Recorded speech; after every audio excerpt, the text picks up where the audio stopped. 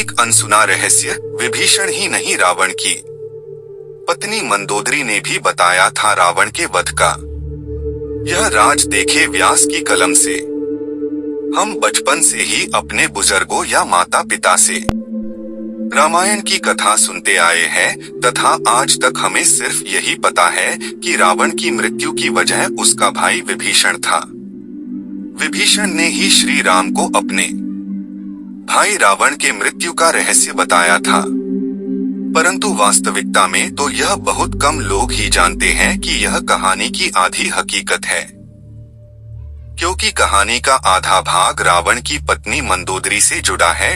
आज हम आपको मंदोदरी से जुड़ा रहस्य बताने जा रहे हैं। रावण सहित उसके दो भाई कुंभकर्ण तथा विभीषण ने ब्रह्मा जी की कठिन तपस्या करी तथा उन्हें प्रसन्न करा। जब ब्रह्मा जी तीनों भाइयों की कड़ी तपस्या से प्रसन्न होकर उनके सामने प्रकट हुए तो रावण ने ब्रह्मा जी से अमरता का वरदान मांगा। ब्रह्मा जी ने रावण के इस वरदान पर असमर्थता जताई, परंतु उन्होंने रावण को एक तीर दिया व कहा कि यही तीर तुम्हारे मृत्यु का कारण बनेगा। रावण ने ब्रह्मा जी से वह तीर ले लिया तथा उसे अपने महल में ले जाकर सिंहासन के पास दीवार में चुनवा दिया। जब भगवान श्री राम तथा रावण का युद्ध चल रहा था, तब भगवान श्री राम द्वारा चलाया गया हर बाण रावण के ऊपर बेअसर हो रहा था।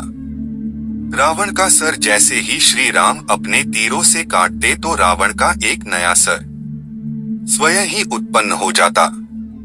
भगवान श्री राम को जब लगने लगा कि रावण का अब वध करना असंभव है, तब ठीक उसी समय विभीषण भगवान श्री राम के पास आए था। उन्होंने रावण की मृत्यु का राज बताते हुए राम से कहा कि प्रभु, रावण के नाभि में अमृत की एक कुटिया है जिसे ब्रह्मा देव के विशेष तीर द्वारा ही फोड़ा जा सकता है।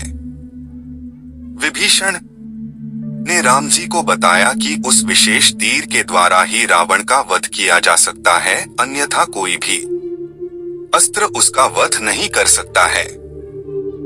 तथा यह राज सिर्फ मंदोदरी की पत्नी को ही पता था। बस फिर क्या था, हनुमान जी ने एक ज्योतिषाचार्य का रूप धारण किया और लंका में जाकर वहां एक स्थान से जाकर दूसरे स्थान में घूमने लगे तथा वहां जाकर लोगों का भविष्य बताने लगे।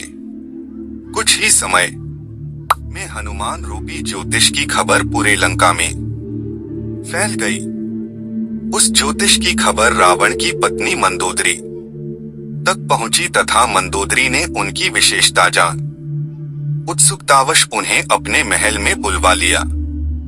हनुमान रूपी ज्योतिष ने मंदोदरी को रावण के संबंध में कुछ ऐसी बात कही जिसे सुन मंदोदरी आश्चर्यचकित हो गई।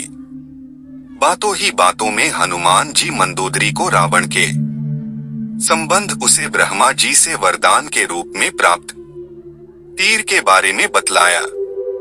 साथ ही साथ हनुमान जी ने यह भी जाहिर करने की कोशिश की कि जहां भी वो बाण पड़ा है वह सुरक्षित नहीं है।